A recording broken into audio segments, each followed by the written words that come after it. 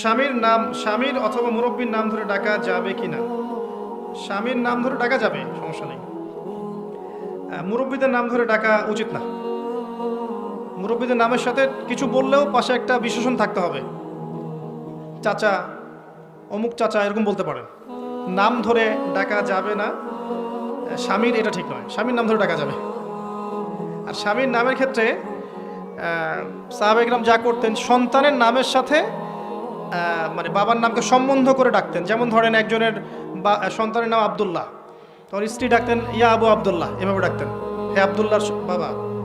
ঠিক আছে? বা মায়ের নামের সাথে সন্তানের নাম জুড়ে ডাকতেন। ধরেন যে সন্তানের নাম হচ্ছে ফাতিমা, তো স্বামী স্ত্রীকে ডাকতো ইয়া উম্মা ফাতেমা, এভাবে ডাকতেন, ডাকা যাবে।